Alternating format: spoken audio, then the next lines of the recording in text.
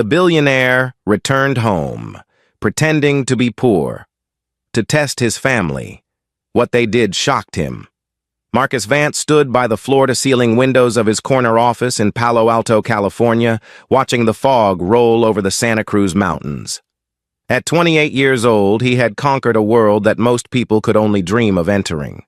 As the founder and CEO of Vanguard Holdings, a formidable tech and real estate acquisition empire, Marcus possessed a personal net worth hovering around $850 million. He had a fleet of luxury cars he rarely drove, a sprawling estate in Woodside he barely slept in, and a private jet that could take him anywhere on the globe at a moment's notice. Yet, as he looked out at the sprawling, wealthy valley below him, an undeniable and profound emptiness gnawed at his chest. Money could buy compliance. It could buy comfort.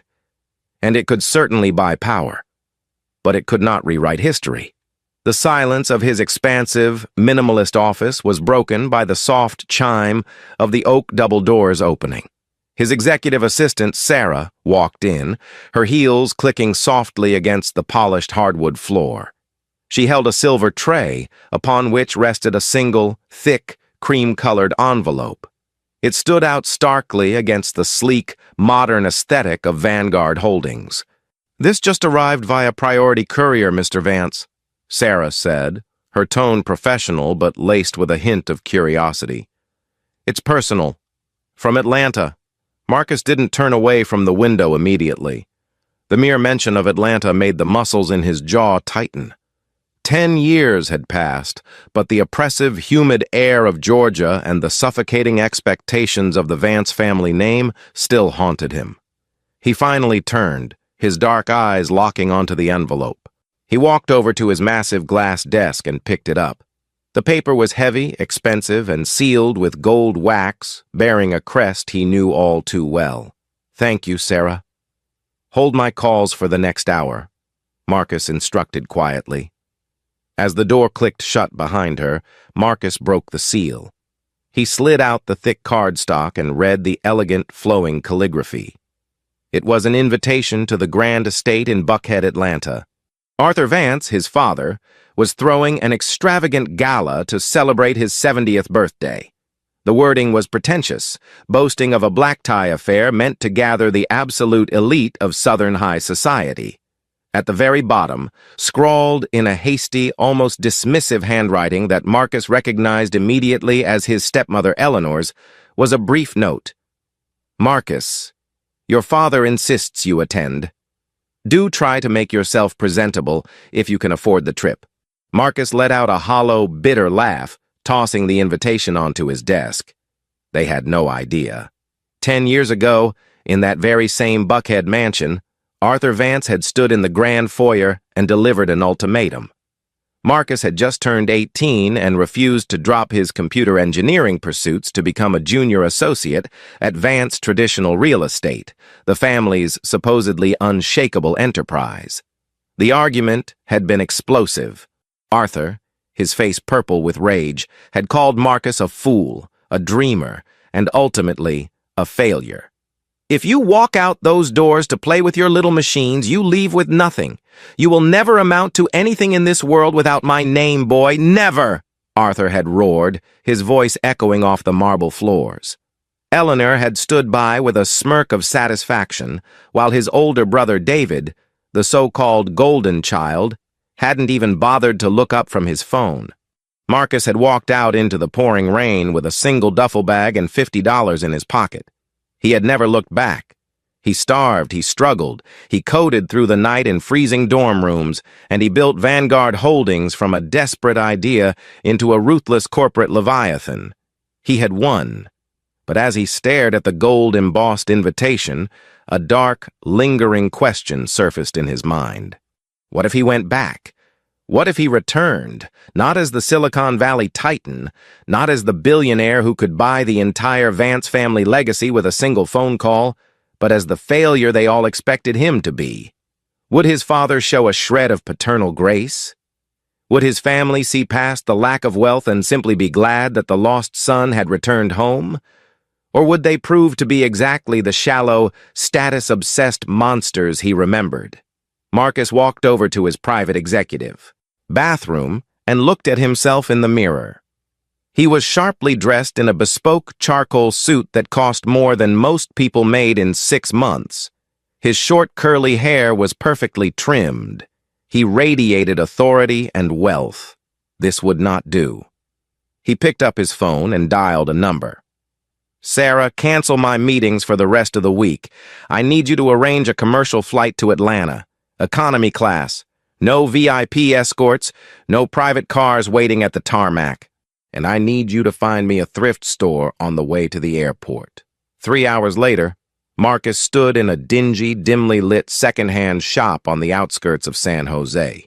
He meticulously moved through the racks, ignoring the strange looks from his security detail waiting in the black SUV outside. He selected a worn, faded khaki work shirt with frayed edges around the collar. He found a pair of stiff, dirty blue jeans that looked like they had seen years of hard manual labor. He purchased a pair of scuffed, heavy brown work boots, the leather cracked and stained with old oil. Finally, he found a faded green military-style backpack, the canvas rough and weathered. When he changed into the clothes in the back of the SUV on the way to the airport, the transformation was jarring. The billionaire was gone. In his place sat a young man who looked like he had spent the last decade working grueling, thankless shifts just to scrape by. He looked tired. He looked poor. The commercial flight to Atlanta was uncomfortable, cramped, and exactly what he needed to ground himself in his new reality. By the time he landed at Hartsfield-Jackson International Airport, the stifling heat and heavy humidity of Georgia wrapped around him like a wet blanket. He didn't hail an executive car. He took the public train, transferring to a local bus that dropped him a mile away from the exclusive gated community in Buckhead. As Marcus walked the final mile along the manicured, tree-lined avenues of his childhood, the weight of his $850 million seemed to vanish entirely. He was no longer the CEO. He was the prodigal son, returning in rags. He rolled up the sleeves of the worn khaki shirt, the rough fabric scratching against his skin. He slung the green military-style backpack over one shoulder, adjusting the strap. His heart pounded with a mixture of deep sorrow, anxiety, and a cold, calculating resolve. He was about to test the blood in his family's veins, and he was fully prepared for it to run ice cold. The afternoon sun beat down mercilessly as Marcus finally reached the colossal wrought-iron gates of the Vance estate. The sheer scale of the property was just as intimidating as he remembered. Beyond the gates stretched a long, winding driveway made of pristine, crushed white gravel, flanked by perfectly manicured emerald lawns and ancient oak trees dripping with Spanish moss. At the end of the long approach stood the family mansion, a breathtaking, luxurious, modern structure with soaring white columns, immense windows, and imposing, heavy black double doors. Marcus pressed the intercom button at the pedestrian gate. He gave his name, his voice steady despite the adrenaline coursing through his veins. There was a long pause of static before the gate clicked and swung open with a heavy groan. He began the long walk up the driveway. The gravel crunched loudly beneath his scuffed brown work boots. Every step felt heavier than the last. The green military backpack dragged at his shoulder, acting as the perfect physical manifestation of the emotional burden he was carrying. He kept his head slightly down, allowing his shoulders to slump, adopting the posture of a man who had been thoroughly defeated by the world. He allowed the genuine exhaustion of the journey to show on his face, manifesting as a deep, shameful embarrassment. As he neared the grand entrance, he noticed movement. The heavy black double doors swung open before he even reached the marble steps. They were waiting for him. Standing directly to his right, bathed in the warm, bright sunlight, was his father, Arthur Vance. Arthur had aged, his hair now a short, distinguished gray, matching a neatly trimmed gray beard. But his eyes were exactly the same, sharp, calculating, and unforgiving. He was dressed impeccably in a sharp, custom-tailored navy blue blazer, a crisp, light blue dress shirt, and a rich brown leather belt. Next to Arthur stood Eleanor, Marcus's stepmother. She was a woman who practically radiated elitism, aged somewhere in her early 50s.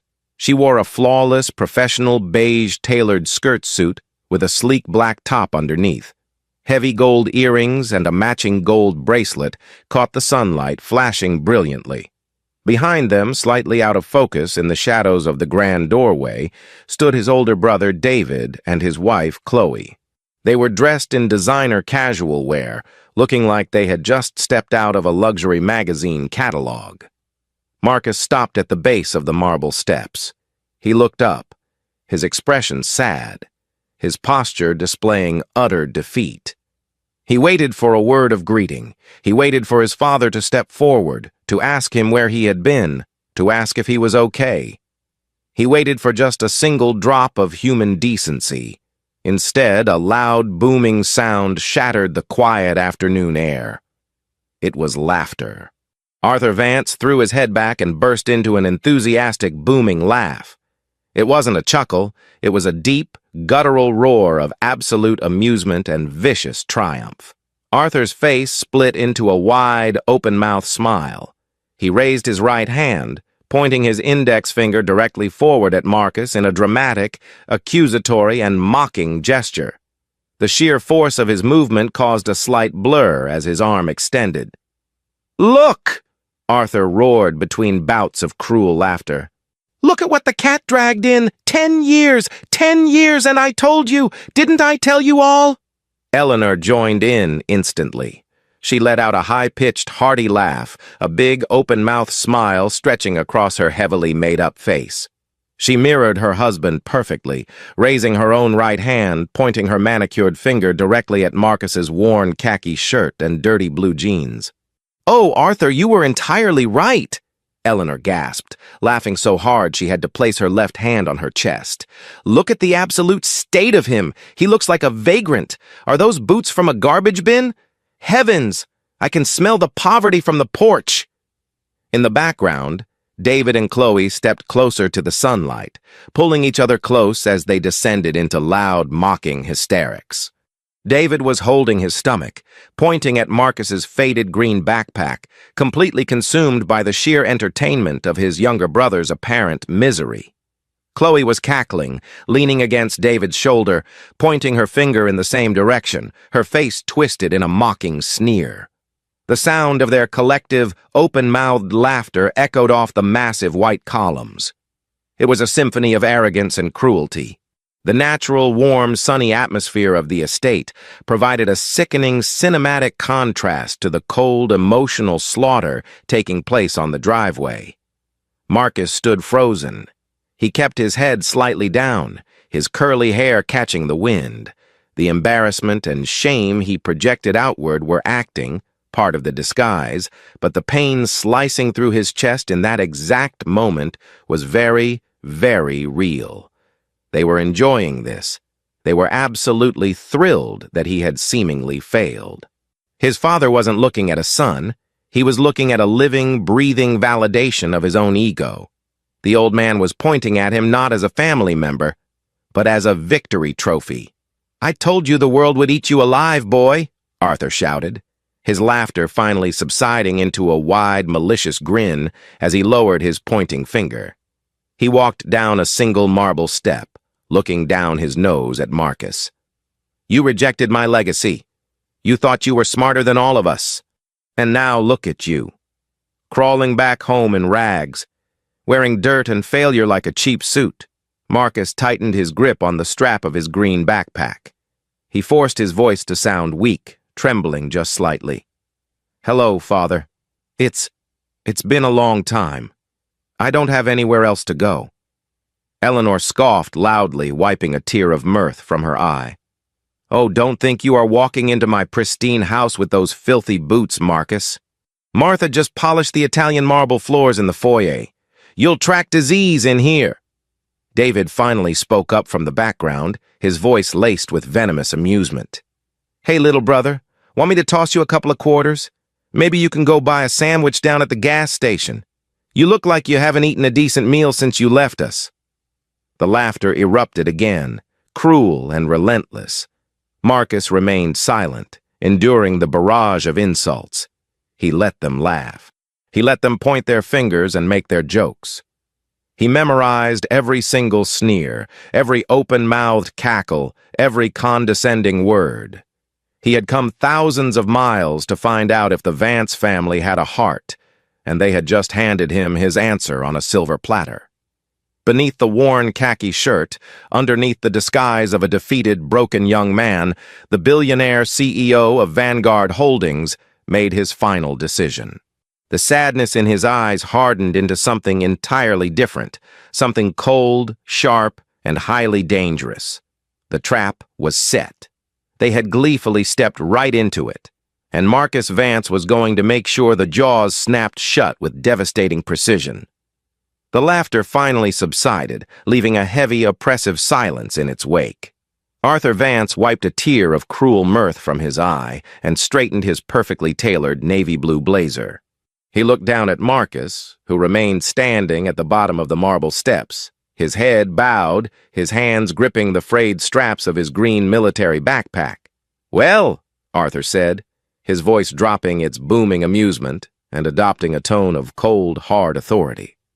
"Since you have chosen to show up unannounced and looking like a stray dog, I suppose I cannot let you starve on the streets of Atlanta. It would reflect poorly on the family name if the press caught wind of a Vance begging for loose change. But make no mistake, Marcus. You are not a guest in this house. You forfeited that right a decade ago." Eleanor crossed her arms, her gold bracelets clinking together sharply. "Arthur, you cannot be serious. We have the gala this weekend. The governor is attending. The city council will be here. We cannot have this vagrant wandering the halls and ruining the aesthetic of the evening." "He won't be in the halls, Eleanor," Arthur replied sharply, never taking his eyes off his youngest son. "Marcus, you are forbidden from using the front doors. You will not set foot in the foyer, the living rooms, or any of the upper floors. You will walk around to the tradesman entrance at the back of the estate. You will sleep in the unfinished section of the basement, past the wine cellar. There is an old storage room there. And tomorrow, since you are clearly accustomed to manual labor now, you will earn your keep by helping the landscaping crew prepare the grounds for my birthday gala. Do I make myself clear?" Marcus slowly raised his head. He looked into his father's eyes, searching for even a flicker of hesitation or regret. There was none, only a wall of utter contempt. "Yes, father," Marcus said softly, his voice deliberately hoarse. "I understand." David chuckled from the shadows of the doorway, wrapping an arm around Chloe's waist. "Better get to it, little brother. It's a long walk around the east wing. Try not to track dirt on the cobblestones." Without another word, Marcus turned away from the grand entrance. He adjusted the heavy green backpack on his shoulder and began the humiliating trek around the perimeter of the massive estate. He walked past the sparkling infinity pool, past the immaculately trimmed rose gardens, and finally reached the heavy steel door of the service entrance. He pushed it open and descended a flight of steep, concrete stairs into the belly of the mansion. The contrast between the sunlit, opulent exterior and the dark, damp basement was staggering. The air down here smelled of dust, old cardboard, and faint mildew. Marcus navigated through narrow corridors, past rows of locked, climate-controlled doors guarding thousands of bottles of vintage wine, until he found the unfinished storage room his father had mentioned. It was a bleak, windowless concrete box. A single flickering fluorescent bulb hung from the exposed ceiling joists. In the corner sat a discarded, lumpy mattress covered in a thin layer of dust, surrounded by broken furniture and old moving boxes. This was where Arthur Vance believed his son deserved to live. Marcus dropped his backpack onto the concrete floor. The heavy thud echoed off the bare walls. He sat down on the edge of the filthy mattress, the rusted springs groaning in protest. He leaned his elbows on his knees, burying his face in his hands. He wasn't crying, but the sheer emotional exhaustion of the charade was taking its toll. He had a private jet waiting on a tarmac just an hour away. He had a penthouse in San Francisco with silk sheets and panoramic views of the bay. Yet here he was, sitting in the dark, breathing in the scent of decay. Suddenly he heard the soft, hesitant scuffing of orthopedic shoes against the concrete floor outside the door. Marcus looked up just as a figure stepped into the dim light of the storage room. It was Martha. She was the family's head housekeeper, a kind-hearted woman in her early 60s with a warm, weathered face and gentle, tired eyes. She wore a simple black uniform with a pristine white apron. When she saw Marcus sitting on the ruined mattress in his dirty khaki shirt and worn jeans, she gasped.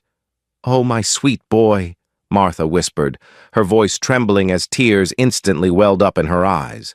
"Marcus? Is it really you?" Marcus stood up, a genuine, soft smile finally breaking through the facade. "Hello, Martha." She hurried across the room and threw her arms around him, pulling him into a tight maternal embrace. Marcus hugged her back tightly. It was the first moment of genuine warmth he had felt since arriving in Georgia. Martha pulled back, her hands resting on his cheeks, wiping away a smudge of dirt near his jaw. "Look at you," she said, her voice breaking. "I heard what Mr. Vance did. I heard the laughing from the kitchen windows. It broke my heart, Marcus. It absolutely broke my heart. You don't deserve this. You never deserved how they treated you." "It's all right, Martha," Marcus said gently, keeping his voice low so the sound wouldn't carry up the vents. "I'm just tired, that's all." "You must be starving," she said, immediately shifting into her caretaker instincts. She reached outside the door and brought in a large, covered silver tray. "I sneaked this down as soon as the kitchen staff went on break. It's hot roast beef, mashed potatoes, and fresh bread, and I brought you a clean, thick wool blanket and a pillow from the guest linens. Don't worry, I won't tell a soul." Marcus looked at the steaming food and the clean, folded blanket. A lump formed in his throat. In a house worth $30 million, occupied by a family obsessed with extreme wealth and high society status, the only person who possessed a single ounce of actual human decency was the woman they paid to scrub their floors. "Thank you, Martha," Marcus said quietly, his eyes shining with a profound, quiet gratitude. "You have no idea how much this means to me." "Eat, my boy," she insisted, patting his arm affectionately before turning to leave. "Get some rest. I will check on you tomorrow. Just stay out of Mr. Arthur's way." As Martha's footsteps faded down the hallway, Marcus sat back down on the mattress. He uncovered the tray and ate in silence. His mind was racing, cold and sharp. His father and brother had proven their cruelty, but Martha had just proven that there was still something in this house worth protecting. He finished his meal, wrapped himself in the warm blanket, and stared up at the concrete ceiling. He had the answers he needed. Now it was time to uncover their secrets. The following morning arrived with the suffocating, humid heat typical of a Georgia summer. Marcus was awakened at 6 in the morning by the harsh voice of the estate manager, who unceremoniously handed him a pair of heavy leather work gloves and a rusted pair of pruning shears.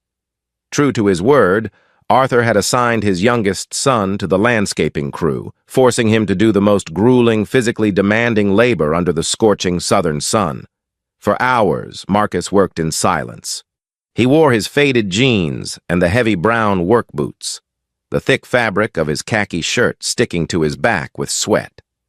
He hauled bags of heavy premium mulch, dug trenches for new irrigation lines, and trimmed the massive, thorny rose bushes that lined the perimeter of the grand stone patio. His hands blistered beneath the gloves, his muscles aching from the unaccustomed strain. Yet he kept his head down, maintaining the illusion of a broken, desperate man willing to do anything for a roof over his head.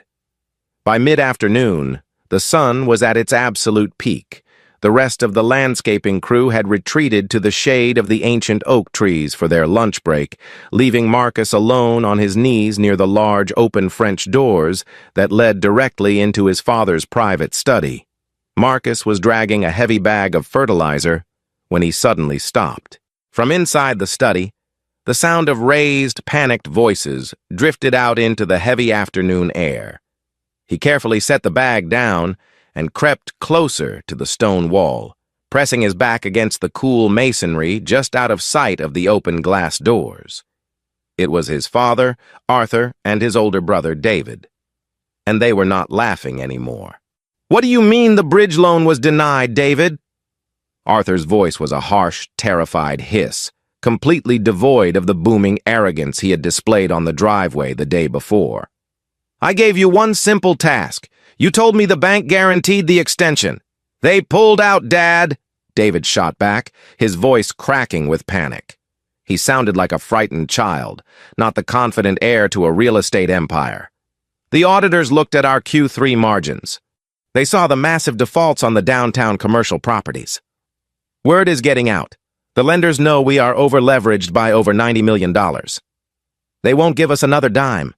Marcus closed his eyes, leaning against the stone, a slow, dark realization washing over him. The Vance family wasn't just struggling. They were drowning. $90 million, Arthur groaned, the sound accompanied by the heavy thud of a fist hitting a solid mahogany desk. "If this leaks to the press before the gala, we are finished. The creditors will seize everything.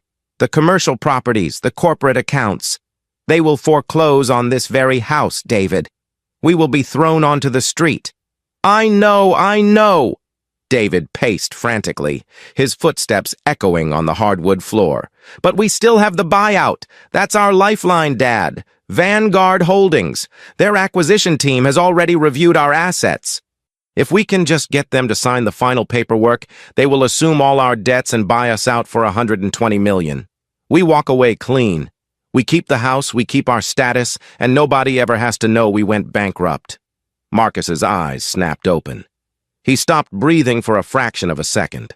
A cold, electric thrill shot down his spine. Vanguard Holdings. They were waiting for Vanguard Holdings to save them. They were begging for a bailout from a mysterious California investment firm, completely unaware that the very CEO and sole owner of that firm was currently sweating in dirty jeans outside their window, holding a pair of rusted pruning shears. "The Vanguard representatives are flying in from Silicon Valley for the gala this Saturday," Arthur said, his voice trembling with desperate hope. "They promised their CEO would be in attendance to finalize the acquisition personally. This man is a ghost, David. Nobody knows what he looks like, but he is known to be utterly ruthless. We have to project absolute strength and unlimited wealth at this party. We have to show him that Vance traditional real estate is a crown jewel, not a sinking ship. If he smells blood in the water, he will pull the deal, and we are dead." "We will, Dad. I promise." Chloe and Eleanor have spared no expense on the catering and the decorations. "When the CEO of Vanguard walks through those doors, he will see Southern royalty. We just have to survive until Saturday." "Make sure your idiot brother stays out of sight," Arthur sneered, his tone turning vicious again. "If the Vanguard executives see Marcus wandering around looking like homeless trash, they will think we associate with peasants. Keep him locked in the basement during the party. I won't let him ruin this for us." Marcus slowly pushed himself away from the stone wall. He wiped the sweat from his forehead with the back of his dirty glove.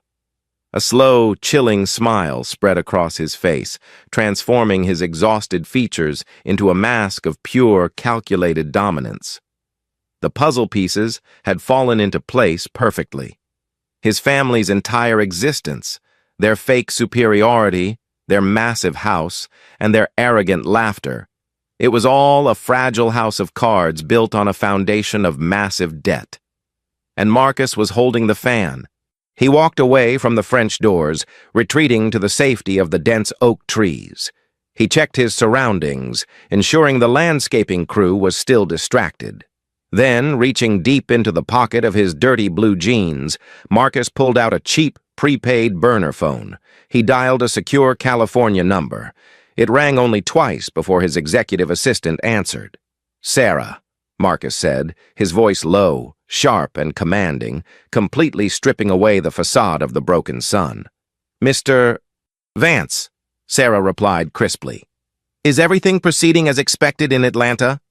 "Better than expected," Marcus replied, his eyes fixed on the towering white columns of the mansion. "I need you to contact the legal acquisition team. Tell them to finalize the foreclosure documents and the buyout contracts for Vance Traditional Real Estate. I want everything printed, bound, and ready for signature." "Understood, sir." "Should the team proceed to the Vanguard Atlanta office?" "No," Marcus said, his smile deepening into something devastating. "Tell the lead attorney to put on his best suit. He's coming to a birthday party this Saturday. And tell him to bring the absolute worst possible terms for the buyout. We aren't saving them, Sarah. We are liquidating them." "Right away, Mr. Vance." Marcus hung up the phone and slipped it back into his pocket. He looked down at his dirty hands, the blisters stinging beneath the leather gloves. He picked up his rusted pruning shears and walked back out into the blazing sun. He had 3 days left to play the part of the humiliated beggar. 3 days of sleeping in the damp concrete basement. 3 days of enduring their sneers and their cruelty. But when Saturday night arrived, the billionaire was coming out of the shadows, and he was going to burn their fake empire to the ground. Saturday evening descended upon the Buckhead estate like a velvet curtain, bringing with it a cool breeze that did nothing to extinguish the suffocating tension inside the mansion. The Vance property had been completely transformed into a spectacle of staggering artificial opulence. A fleet of valets in crisp white uniforms sprinted down the crushed gravel driveway, parking a seemingly endless parade of Ferraris, Bentleys, and Mercedes Maybachs. A classical string quartet, positioned on the grand stone patio beneath the ancient oak trees, played a flawless rendition of Vivaldi. Waitstaff carried silver platters loaded with caviar blinis, truffles, and towering flutes of imported champagne. The aesthetic of the evening was absolute perfection. It was an illusion of unshakable wealth, a desperate sparkling lie designed to blind the city's elite to the $90 million of crushing debt hiding just beneath the floorboards. Marcus was forced into the absolute center of this masquerade, yet ordered to remain entirely invisible. The estate manager had thrown a cheap, ill-fitting white catering shirt and stiff black slacks at him earlier that afternoon. The shirt was tight across his broad shoulders, the fabric scratching against his skin, and the black trousers were slightly too short, drawing attention to his scuffed, heavy brown work boots, which he had been forbidden to change. He was assigned the lowest task possible, a shadow busboy. His only job was to silently weave through the glittering crowd, collect empty crystal glasses, wipe up spilled liquor, and disappear before anyone of importance could notice him. From the shadows of the grand foyer, holding a silver tray laden with discarded champagne flutes, Marcus watched his family perform. Arthur Vance was in his element, holding court near the towering ice sculpture in the center of the ballroom. He wore a bespoke, midnight blue tuxedo that radiated authority. He threw his head back and laughed heartily at a joke made by the mayor of Atlanta, clapping the politician on the shoulder with the easy confidence of a man who owned the world. Eleanor drifted gracefully beside him in a staggering floor-length emerald silk gown. Diamonds dripped from her neck and wrists, catching the light of the massive crystal chandeliers overhead. She smiled warmly at the wives of real estate tycoons, her eyes scanning the room with sharp, predatory calculation. It was a masterclass in deception. Marcus almost had to admire their sheer audacity. They were 96 hours away from total financial ruin, yet they stood there drinking thousands of dollars worth of champagne they hadn't paid for. Across the room, standing near the expansive French doors, was David. He was surrounded by a circle of young, wealthy investors and local developers. Chloe was plastered to his side in a tight, shimmering silver dress, looking at her husband with manufactured adoration. Marcus edged closer, sliding behind a massive marble pillar to clear a side table, keeping his head down as he listened to his brother's booming voice. "The market is shifting, gentlemen, but Vance Traditional Real Estate is always 10 steps ahead. David boasted, swirling the amber liquid in his rocks glass. In fact, we are about to finalize a massive strategic partnership. I'm sure you've heard the rumors. Vanguard Holdings, right? Asked a young man in a sharp gray suit, his tone laced with awe. The California firm. Nobody even knows who the CEO is. The guy is a total ghost. How did you manage to reel them in, David? David let out a condescending chuckle, adjusting his silk bow tie. Oh, you know how it is. High-level networking. The Vanguard CEO and I have been circling each other for months. Brilliant guy, ruthless, but he recognizes a crown jewel when he sees one. He practically begged us for the acquisition. We're expanding our portfolio to the West Coast, merging our assets. It's a multi-hundred-million-dollar play. Marcus almost dropped his silver tray. The sheer, unadulterated fiction of it all was staggering. David was painting himself as a titan of industry, negotiating with a peer, completely unaware that the brilliant, ruthless CEO he was pretending to know was currently standing 10 feet away, wearing a cheap catering shirt and clearing his empty appetizer plates. Suddenly, a sharp, manicured hand grabbed Marcus's bicep with vicious force, dragging him violently behind the heavy velvet drapes near the hallway. It was Eleanor. Her emerald gown rustled angrily, and her face, previously a mask of perfect southern charm, was twisted in furious disgust. "What are you doing standing out in the open, you clumsy fool?" she hissed, her voice a venomous whisper. "I told the manager to keep you in the back corridors. Do you want the governor to see Arthur's disgraced failure of a son playing butler? You look like absolute trash. Get out of my sight before you ruin this entire evening." Marcus looked down at her. He didn't flinch. He didn't look away. The posture of the defeated son vanished for a fraction of a second, replaced by a stare so cold and piercing that Eleanor actually took a half-step backward, her breath catching in her throat. "I apologize, Eleanor," Marcus said softly, his tone completely devoid of the fear she expected. "I was just making sure the guests were fully accommodated." "Get back to the kitchen," she spat, recovering her composure and pointing a trembling, diamond-clad finger down the hall. "And do not come out until the party is over." Marcus offered a slow, deliberate nod. He turned and walked down the dimly lit servants' corridor. But he didn't go to the kitchen. He ducked into a small, empty butler's pantry, the heavy oak door clicking shut behind him. The muffled sounds of the string quartet and the roaring laughter of the party faded into a low hum. He set the tray of dirty glasses down on the counter. Reaching into the pocket of his stiff black slacks, he pulled out his prepaid burner phone. The screen illuminated the dark, cramped room. He opened his encrypted messaging app. There was a single text from his executive assistant, Sarah, sent 3 minutes ago. "The Vanguard legal team has arrived at the front gates. All documents are finalized. Awaiting your signal, Mr. Vance." Marcus stared at the glowing screen. The memories of the last decade flashed through his mind. The cold nights in Palo Alto, the relentless grind, the empire he built from nothing. And then, the memories of the last 3 days. The driveway humiliation, the vicious laughter, the damp concrete of the basement, and Martha's secret acts of kindness. He typed a single word and hit send. Execute. He slipped the phone back into his pocket, unbuttoned the top button of his cheap, scratchy white shirt, and rolled up his sleeves. The time for hiding in the shadows was over. The trap was about to spring. The atmosphere in the grand ballroom had reached a fever pitch of celebration. Arthur Vance was practically glowing with triumphant energy. He had successfully navigated the room, shaking the right hands, projecting the perfect image of impenetrable wealth, and securing his social standing among Atlanta's absolute elite. The anxiety that had plagued him for months was temporarily masked by the expensive champagne and the collective admiration of his peers. Suddenly, the heavy black double doors of the grand foyer swung open with a definitive, echoing thud.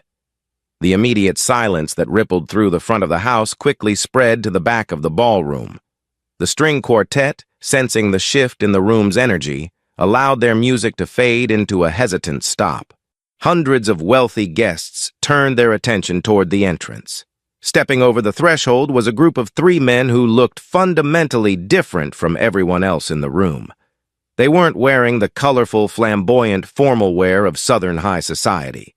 They wore razor-sharp, custom-tailored, monochromatic black suits that practically radiated corporate hostility. Leading the trio was Richard Sterling, the legendary lead acquisitions attorney for Vanguard Holdings. He was a tall man in his late 50s, with slicked-back silver hair and eyes like chipped flint. He carried a heavy, brushed steel briefcase. He did not smile. He did not look at the ice sculptures or the diamond necklaces.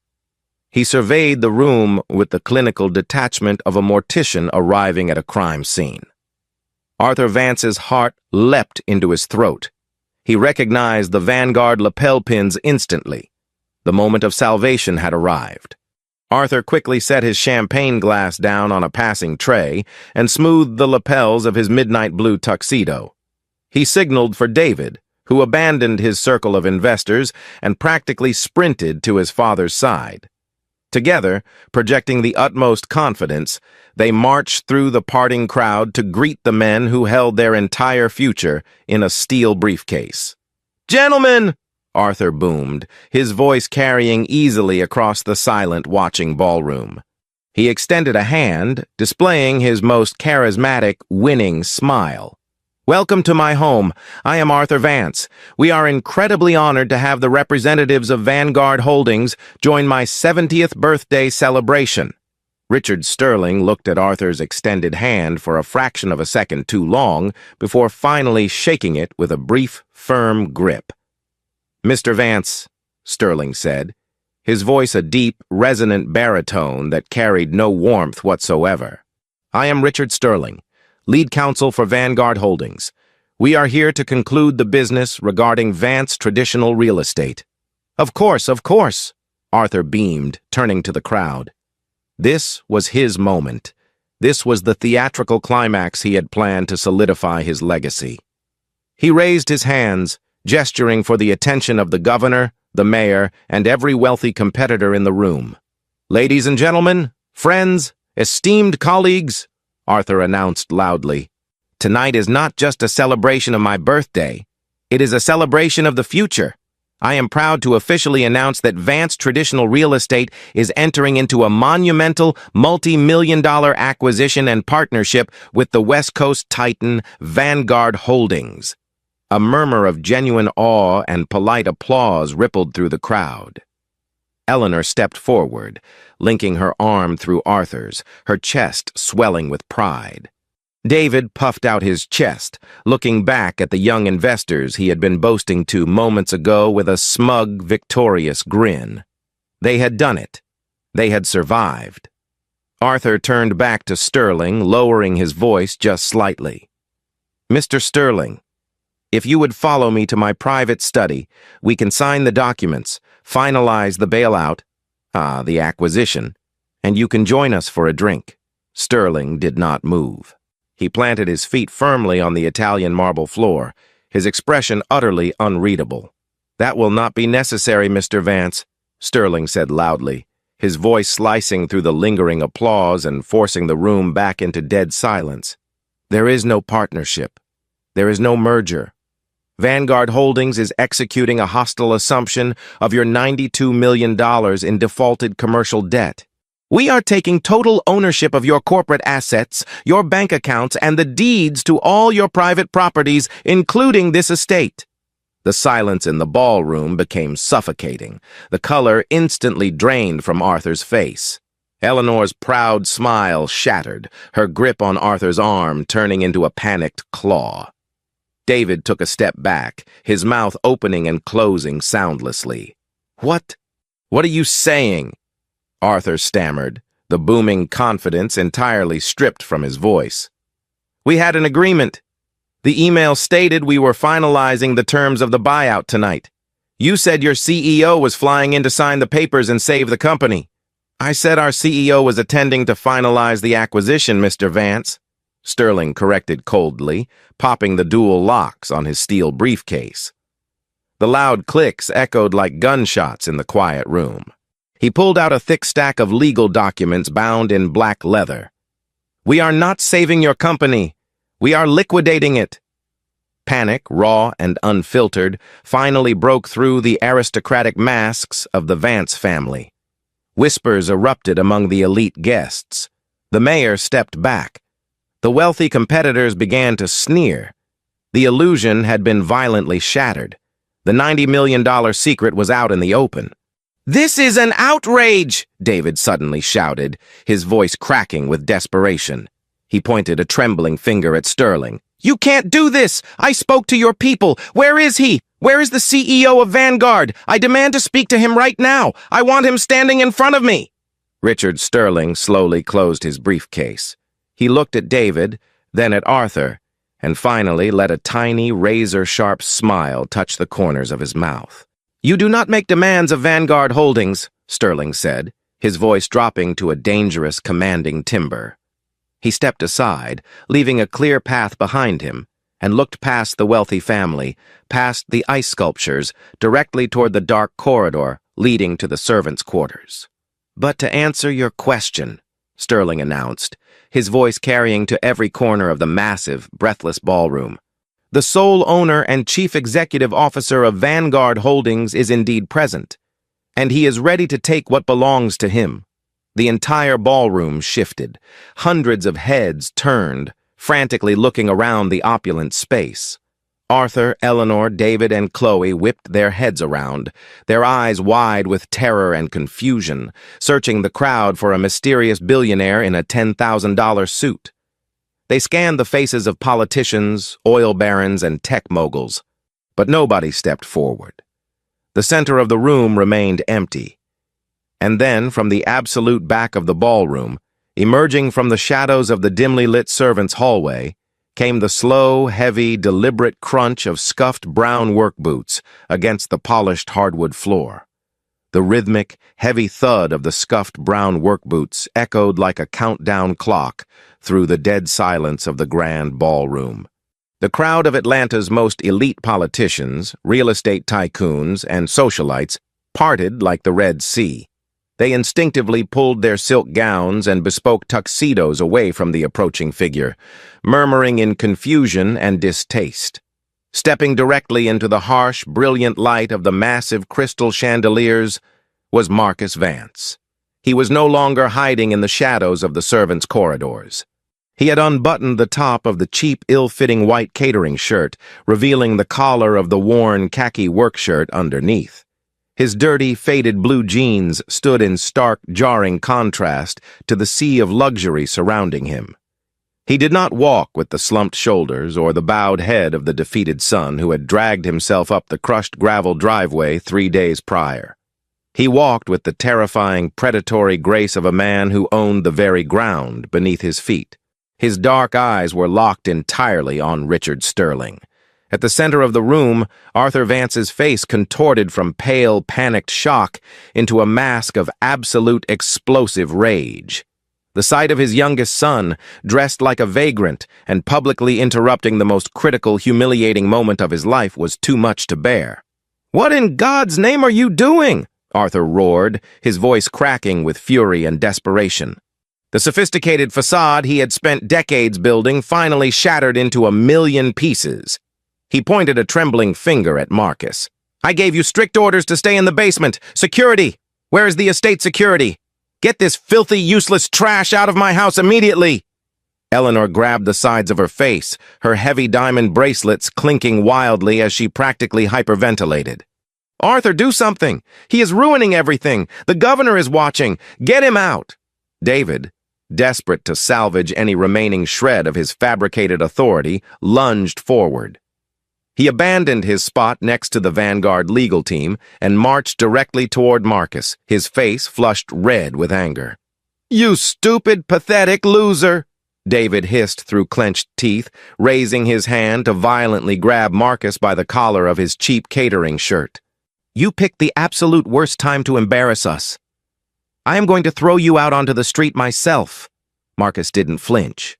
As David's hand closed around the cheap white fabric, Marcus simply stopped walking. He slowly turned his head and looked at his older brother. The look in Marcus's eyes was so intensely cold, so entirely devoid of fear or submission, that David froze. The older brother felt a sudden, inexplicable chill run down his spine. The man standing before him was not the broken teenager they had kicked out a decade ago, nor the humiliated beggar from the driveway. There was a dangerous, immense power radiating from Marcus that David could not comprehend. "Take your hand off me, David," Marcus said softly. His voice did not echo, it did not shout, but it carried a razor-sharp authority that cut right through the murmurs of the crowd. "Before I take it from you." David's breath hitched. Involuntarily, his fingers uncurled. He took a slow, trembling step backward, his mind failing to process the dominant, terrifying aura his younger brother was projecting. Marcus adjusted his collar, completely ignoring his stunned brother, and continued his walk toward the center of the ballroom. He bypassed the towering ice sculpture. He bypassed his hyperventilating stepmother. He stopped directly in front of his father and the Vanguard legal team. Arthur's chest heaved as he prepared to scream for security once more. "You disgraceful—" "Mr. Vance," Richard Sterling's booming, authoritative baritone suddenly interrupted, cutting Arthur off completely. But Sterling was not looking at Arthur. The legendary lead counsel for Vanguard Holdings, a man who had just dismantled the entire Vance family legacy with a few cold words, turned his body entirely toward Marcus. Sterling straightened his posture, his expression shifting from clinical detachment to absolute, unwavering respect. "The final foreclosure documents and the hostile acquisition contracts have been fully audited and prepared, sir," Sterling stated clearly, his voice carrying to every single corner of the breathless ballroom. He reached into his tailored suit jacket and pulled out a heavy, solid gold Mont Blanc fountain pen. He held it out, presenting it to the young man in the dirty jeans. "We are simply awaiting your signature. Mr. CEO." The words dropped into the ballroom like a live grenade. "Mr. CEO." The silence that followed was absolute. It was a suffocating, mind-bending vacuum of sound. Nobody moved. Nobody breathed. Arthur Vance's mouth fell open, a grotesque mirror of the laughing, mocking smile he had worn on the driveway 3 days ago. But this time, there was no laughter. His eyes bulged, darting frantically from the gold pen in Sterling's hand to the worn, scuffed boots on Marcus's feet, and finally up to his son's cold, unwavering face.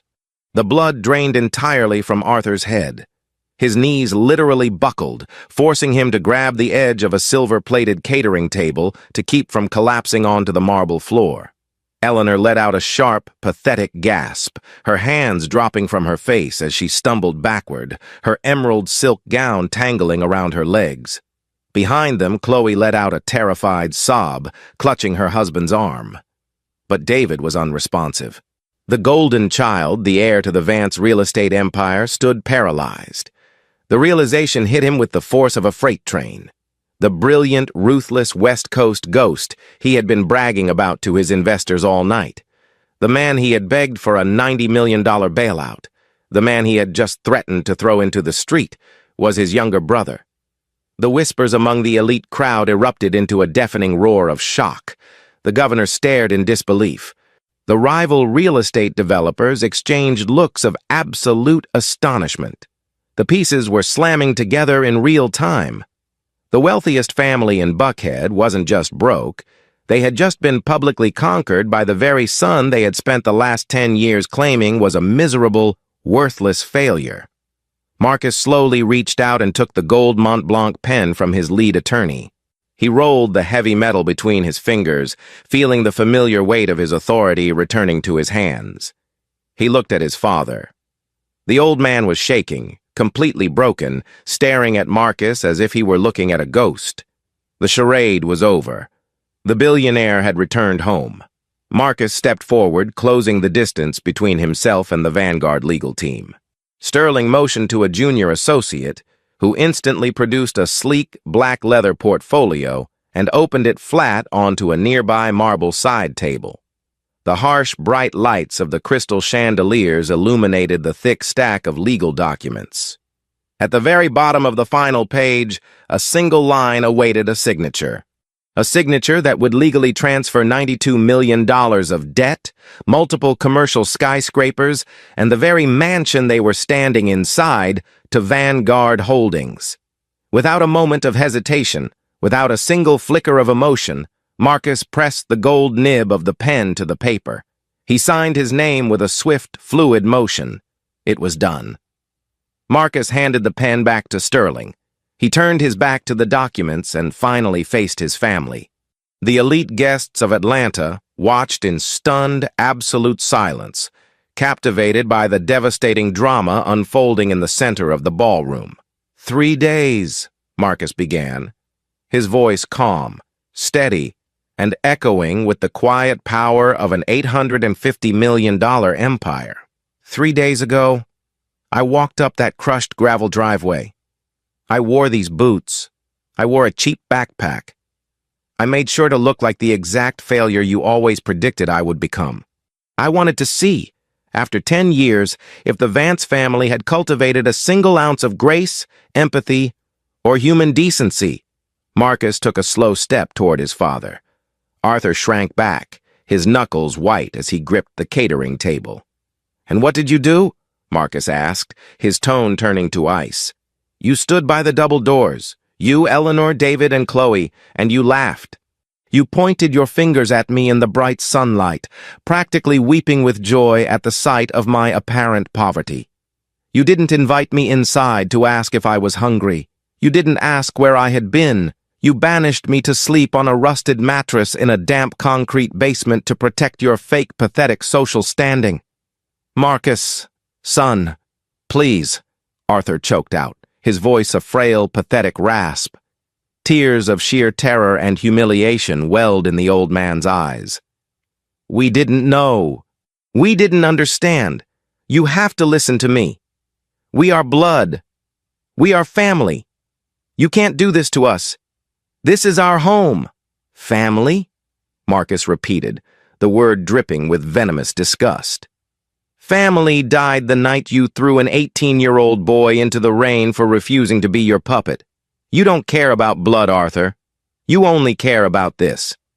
Marcus gestured broadly to the opulent ballroom, the ice sculptures, the crystal chandeliers. "You care about the illusion. You care about the status. And the irony is, you couldn't even manage that." Marcus shifted his gaze to his older brother. David was visibly trembling, his eyes wide with fear. "David ran your precious traditional empire straight into the ground," Marcus continued mercilessly, exposing their deepest, darkest secret to the entire room of their peers. "Over-leveraged, defaulted commercial loans, $92 million in the red. You threw me in the basement to hide me from the very CEO you were begging to save you from bankruptcy." The gasps from the crowd were audible. The rival developers were already whispering, calculating the fallout. The Vance reputation was completely, permanently annihilated. "Marcus, we can fix this," David pleaded, stepping forward, his voice cracking. "We can work together. We can merge the companies. Just give us the bridge loan. Don't liquidate us." "There is no merger, David," Marcus replied coldly. "There is only an acquisition, and as of 60 seconds ago, I own everything. I own the commercial lots downtown. I own the corporate bank accounts. And I own the deed to this estate." Marcus looked at Eleanor, whose face was stained with ruined makeup and tears of panic. "You were worried about me tracking dirt on your Italian marble floors, Eleanor. They are my floors now." Marcus turned back to Sterling. "Mr. Sterling, what is the standard protocol for evicted tenants in a Vanguard residential foreclosure?" "Standard protocol dictates we provide the former occupants with 1 hour to vacate the premises, sir," Sterling replied precisely, his face devoid of sympathy. "Whatever they can fit into their personal vehicles. The rest of the assets remain with the property." "You heard my attorney," Marcus said, looking back at his father. "You have exactly 60 minutes. Pack your bags. If you are not off my driveway by the time the clock strikes midnight, my security team will physically remove you." Arthur let out a devastating, heartbroken sob, burying his face in his hands. Eleanor wailed, sinking to her knees in her emerald gown. David and Chloe stood frozen in pure, unadulterated shock. They had lost everything: their wealth, their home, their status, their pride. It was all gone, stripped away by the son they had mercilessly mocked. Marcus did not smile. There was no joy in this victory, only a necessary cold justice. He turned away from his weeping family and scanned the silent crowd, looking toward the dark corridors of the kitchen. "Martha!" Marcus called out, his voice suddenly losing its sharp edge, softening into something warm and genuine. From the shadows of the servants' entrance, the older, kind-faced housekeeper slowly stepped forward. She was trembling, her hands clutching her white apron, her eyes wide with disbelief at what she had just witnessed. Marcus walked over to her, completely ignoring the stares of the billionaires and politicians. He took her shaking hands in his own. "Martha?" Marcus said gently, a true smile finally breaking across his face.